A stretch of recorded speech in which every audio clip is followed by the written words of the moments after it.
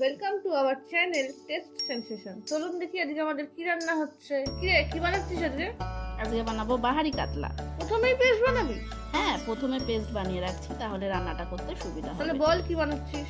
একটু কাজু বাদাম, 1 চা চামচ পোস্ত আর 1 চা চামচ মৌরি দিয়ে একটা পেস্ট বানিয়ে রাখবো। এরপর মাছের মধ্যে পরিমাণ মতো নুন আর হলুদ মাখিয়ে রাখবো।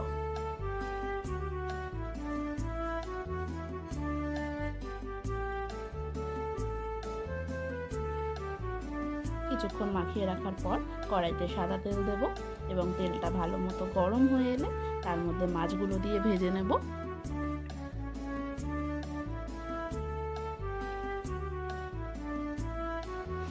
খুব বেশি ভাজার দরকার নেই, অল্প একটু ভাজা হলেই হলো।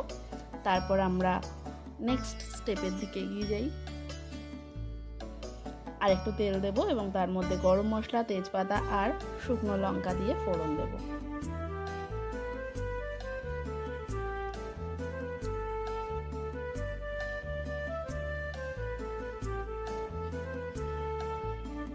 আগে থেকে বেটে রাখা পেঁয়াজটা দিয়ে দিলাম।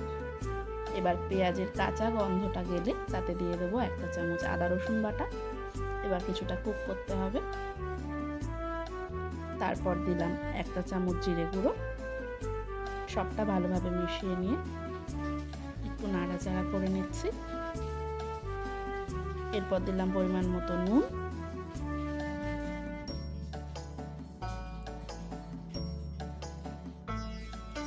পাশে এক জায়গায় টক দই একটু ফাটিয়ে রাখতে হবে। 2 চা চামচ টক দই, তার মধ্যে একটু জাফরান দিয়ে ভালো করে ফেটিয়ে নেব। আবার জাফরানও লাগবে? হ্যাঁ, কালারটা একটু ভালো হয়। বাবা, তারপর এই ফেটানো টক দইটা আমাদের রান্নার মধ্যে দিয়ে কিছুক্ষণ কুক করব। তো কতক্ষণ লাগবে তোর এই রান্না হতে? দাঁড়া, হয়ে এসছে। প্রত্যেকটা জিনিস একটু ধৈর্য নিয়ে করতে হবে। গন্ধটা কিন্তু ভালোই বেরোচ্ছে। হ্যাঁ, মশলা থেকে তেল ছেড়ে এসছে প্রায়। 1 চা চামচ চিনি এবং কিছুটা পরিমাণ জল দিলাম। এবার এটা একটু কুক হবে, দেন ফুটে উঠলে এর মধ্যে ভাজা মাছগুলো দিয়ে দেবো।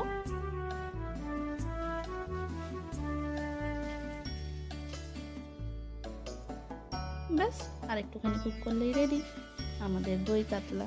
তারপর একটু কাঁচা লঙ্কা চেরা দিয়ে ওপরে ছড়িয়ে দেবো, তাহলে আর একটু সুন্দর লাগবে। এবার দেখাই। হ্যাঁ হ্যাঁ, একটু খেয়ে দেখ কেমন লাগছে। আশা করি ভালোই হয়েছে, সুন্দর গন্ধ। সুন্দর সুন্দর।